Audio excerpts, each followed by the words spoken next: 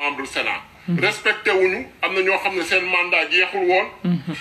ñu remplacer leen ak également am na ay consultation yu ñu waroon def balaa ñoo remplacer membre yi respecté wuñ ko bu ñuy jël décret boobu moo taxoon ni acteurs yëpp nga xam ne ñoo ngi ci processus électoral yi parti politique yi candidats yi ak organisation de la société civile laajoon Macky Sall retiré décret boobu mais ba léegi décret boobu kenn retiré wu ko malgré tout am na benn recours en excès de pouvoir ba nga xam ne déposé nañ ko sur l'initiative de Ndiaga Sylla ñun ñëpp ñu jàpp ci pour que ñu annuler décret boobu. Ensuite si biir mois de novembre 2023 boobu le 6 et le 7 novembre ñun ñu dem Sénat parce que dañu jàpp ni administration continuité la. malgré que jël nañu décret remplacer leen mais jàppoon nañu en tant que équipe bu bees bi ñëwul toog équipe ba fa newoon nga xam ne Doudou Ndir mooy président ba mënoon na jël ay dogal pour satisfaire suñu demande. Donc dem nañu Sénat à 2 reprises le 6 et le 7 novembre mais malheureusement ñoom itam ñu jaay leen doole tegal leen fa ay policiers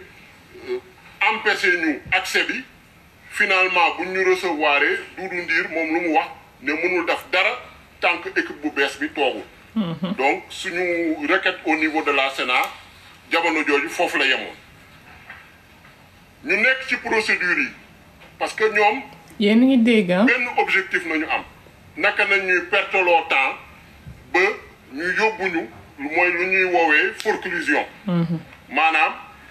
délai yu dépôt yi jot du ñu am. pièces yu ñu war a am du ñu mën a déposer su boobaa maanaam suñu dossier duñ ko mën a déposer kon du ñu mën a bokk loolu moo doon seen objectif loolu moo doon seen stratégie moo tax ñu le 17 novembre avant le 17 novembre déjà en mois de 23 octobre ñoom bu décision Sabassy Faye bi génnee état bi en l'occurrence agent judiciaire de l'état defoon nañu un pourvoi en cassation. Pourvoi en cassation boobu ñoo ngi ko vidé le 17 novembre 2023 ñëpp gis lu fa xew cour suprême. malgré que avocat général bi Ousmane Diagne dafa plaider woon ñu rejeter pourvoi état bi parce que jàpp na ni pourvoi état bi sukkandikuwul ci dara gis nañ ni juge cour suprême yi finalement dañoo décider casser ak annuler décision. président tribunal d'instance Ziguinchor muy Sabassy Faye te gis nañ ni loolu tamit nuñ ko defee méngoowul ak yoon parce que juge yi juróom nañu woon bu ñuy statuer mais bu ñu ñëw rendre décision ñeent nañu woon parce que dafa am si juge yi kenn ku ci beñoon ne moom mënul endosser décision boobu parce que gis na ni décision boobu méngoowul ak jurisprudence cour suprême lu mu doon àtte le 30 novembre donc décision wu cour suprême boobu le 17 novembre dafa casser annuler décision wu Ziguinchor bi ba pare renvoyer ko au tribunal d'instance de Dakar mooy maanaam dañu delluwaat ci situation bu ñu nekk avant décision Ziguinchor bi donc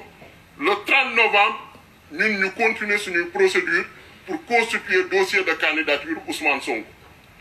mooy ba ñu demee caisse de dépôt et consignation déposer suñu chèque 30 millions nga xam ne mooy représenter montant caution bi bañ fa yeggee également yaakaar naa ni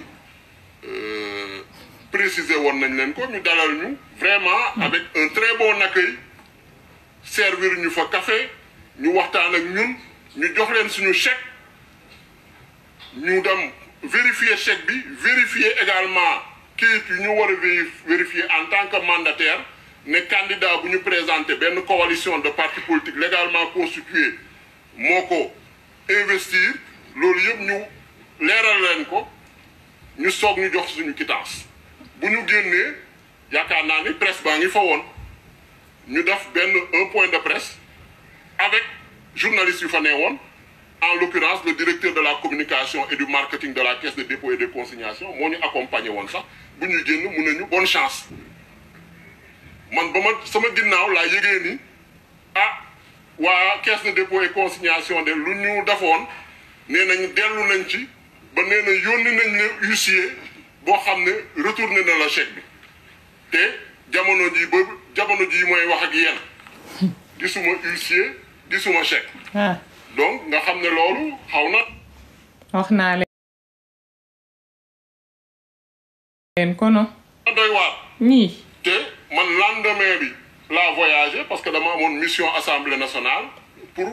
COP 28 dem Dubaï du 1er au 8 décembre nekkuma fi woon donc xawma huissier boobu fan la ma gisee ak fan la jaar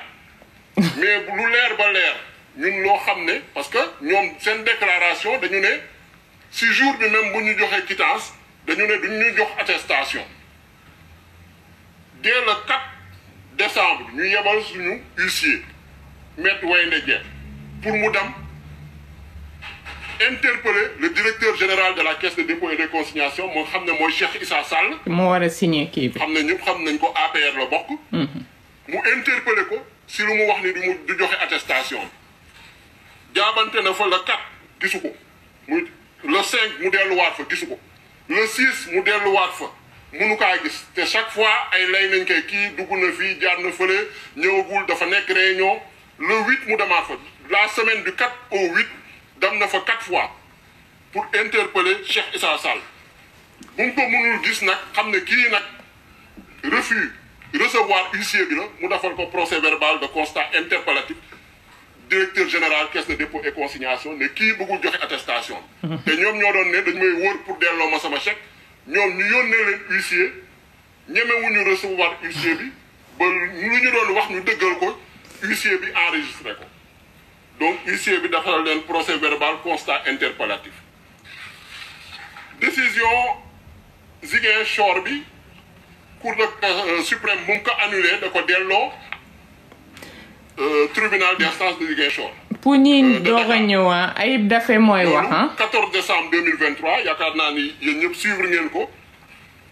foofu tam ñu amaat fa ndam bu rëy ordonnance président tribunal d'instance hors classe de Dakar nga xam ne honorable juge Ousmane Racine Thion annulé waat radiation Ousmane Sonko joxe waat ndigal ñu delloo waat Ousmane Sonko ci liste électorale